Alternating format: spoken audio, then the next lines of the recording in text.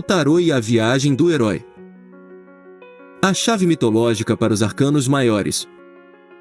De Ajo Banzaf.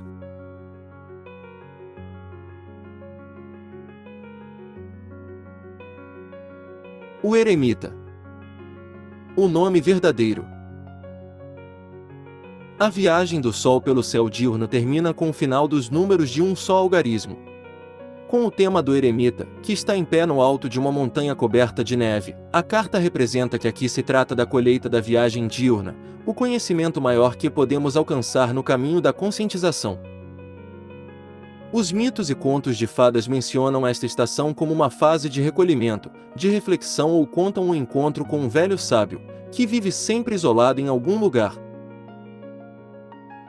Ele entrega ao herói os instrumentos mágicos. Com ele, o herói aprende as fórmulas mágicas que o protegem durante a viagem ou de que ele, como abre-te sésamo, precisará no final para realizar a grande obra. Mas antes de tudo, aqui ele aprende seu nome verdadeiro. Esse conhecimento do nome verdadeiro significa que o herói, e com isso, cada um que percorre o caminho da conscientização, reconhece neste ponto quem ele verdadeiramente é. Sente-se livre de tudo que os pais, os educadores, os parentes ou amigos lhe disseram até então. Esse conhecimento da verdadeira identidade é o fruto colhido no caminho da conscientização que só pode ser encontrado no silêncio e na solidão. Só assim podemos sentir quem realmente somos. Naturalmente, o velho sábio, bem como as outras figuras ou estações arquetípicas, são um fenômeno exterior. Mesmo quando temos a impressão de que esse conhecimento nos foi transmitido por outras pessoas, trata-se ainda de uma força arquetípica que atua em nós e que, na melhor das hipóteses, se serve de uma outra pessoa a fim de manifestar-se. Portanto, seria inútil procurar um velho sábio para fazer a experiência que o eremita nos oferece, por mais interessante que esse encontro possa ser. É muito mais importante ouvir e seguir o chamado interior que, neste caso, é sempre um chamado em meio ao silêncio e ao isolamento. Só então o velho sábio nos entrega seu conhecimento. Só assim podemos descobrir quem realmente somos. Um problema crescente da nossa época está na eliminação generalizada do silêncio que ultimamente é tão disseminado, que se torna cada vez mais difícil encontrar um lugar tranquilo onde possamos ouvir a voz do eremita. É por isso que um número cada vez maior de pessoas deixa de descobrir seu nome verdadeiro e desconhece quem realmente são. Em vez disso, muitos tentam obstinadamente imitar e representar o que não são, o que consideram elegante, na moda ou in. Embora cada ser humano nasça como um original, cada vez mais pessoas morrem como uma cópia. Nosso talento inato para imitar outras pessoas é encarado por Carl Jung como a mais útil das faculdades para o coletivo no qual vivemos, mas a mais nociva para a individuação. Na história de Percival, é sua prima Sigourney que o ajuda a atingir a conscientização. Até então ele sempre respondia, quando lhe perguntavam quem era, o belo filho, o filho amado ou o belo senhor, como a mãe sempre o chamara.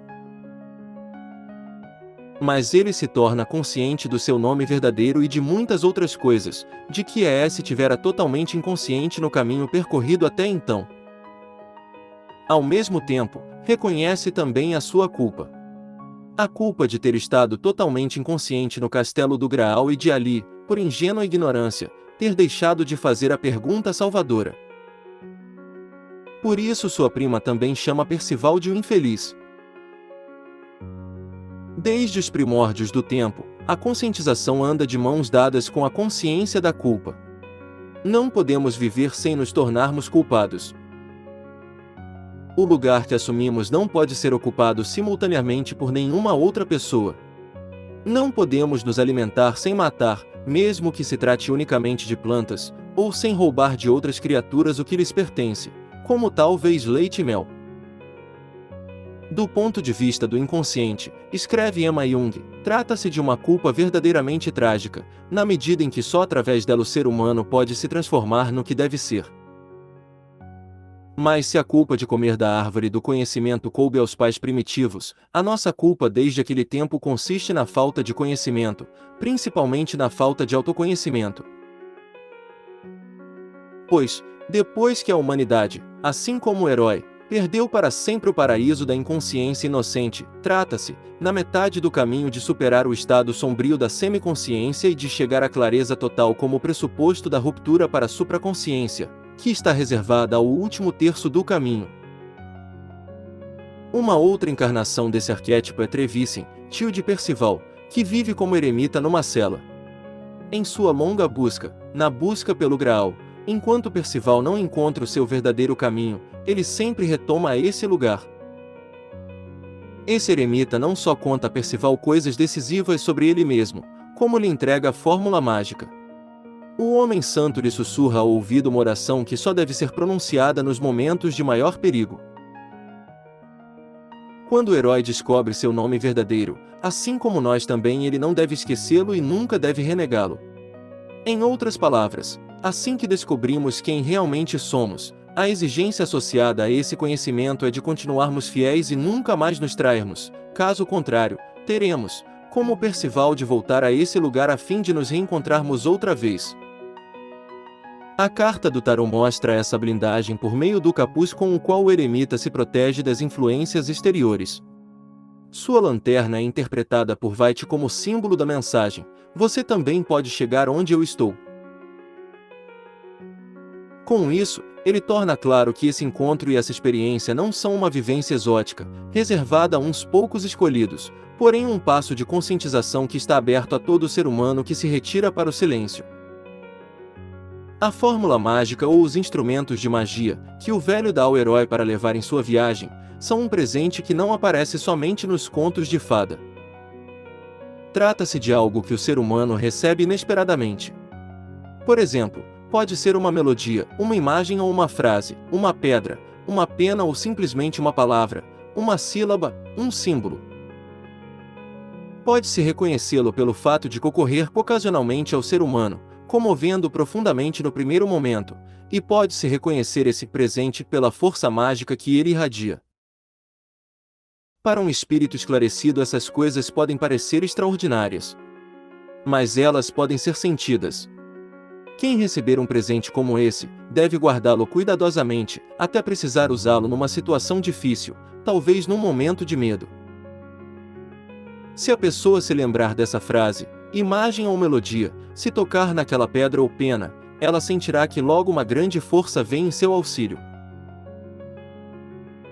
Mas não devemos nos esquecer do que os mitos e contos de fada nos revelam sobre o modo de lidar com a fórmula mágica.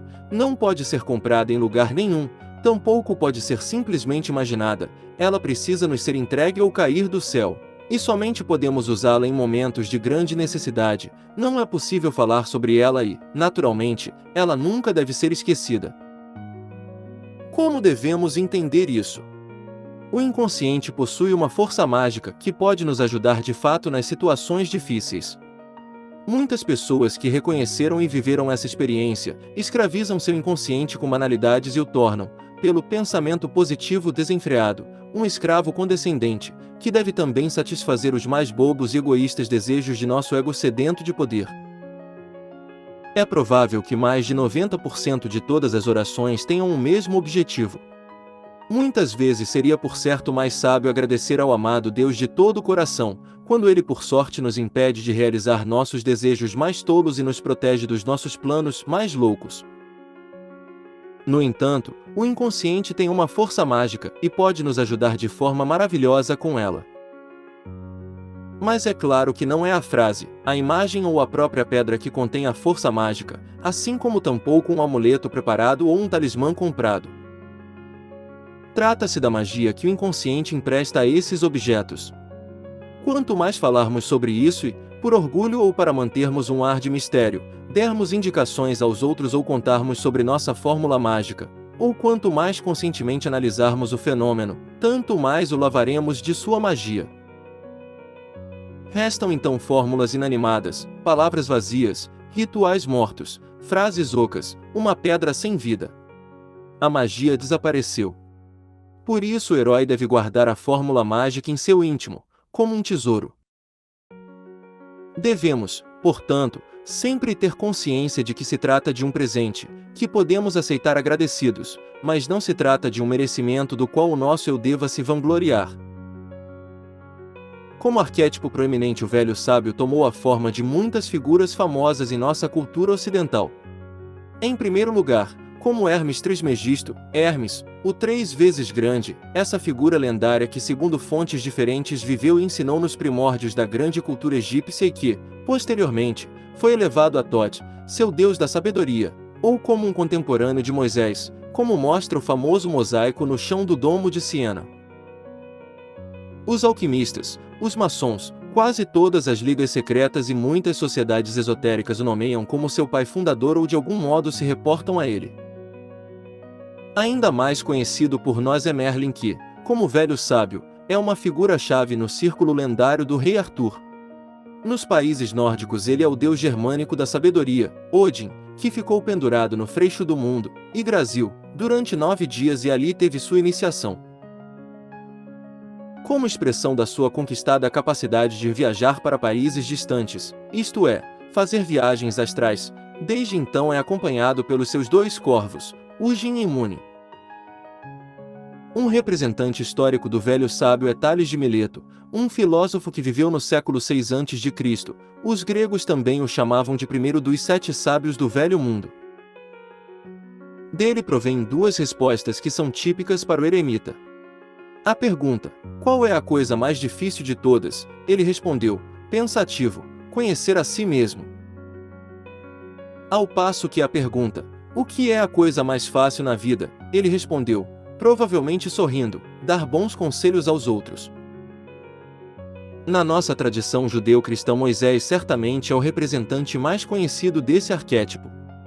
Ele lembrou logo a todo um povo sua verdadeira identidade, o nome verdadeiro, dirigiu esse povo para a terra prometida, andando durante 40 anos pelo deserto. Ele lhes deu os mandamentos divinos. Sua subida ao Monte Sinai e a entrega que lhe foi feita dos mandamentos divinos encontram paralelo na transição da carta do tarô eremita para a carta Roda da Fortuna. Palavra-chave para a carta: o eremita. Arquétipo: o velho sábio. Tarefa: recolhimento, introversão, seriedade comedida, reflexão, concentração interior. Objetivo: autoconhecimento, proteção contra influências alheias, reconhecimento dos padrões pessoais de valor, ser verdadeiro a si mesmo. Risco: esquisitice, excentricidade, distanciamento do mundo, amargura. Disposição íntima: clareza, certeza, paz interior, encontrar-se e viver fiel a si mesmo.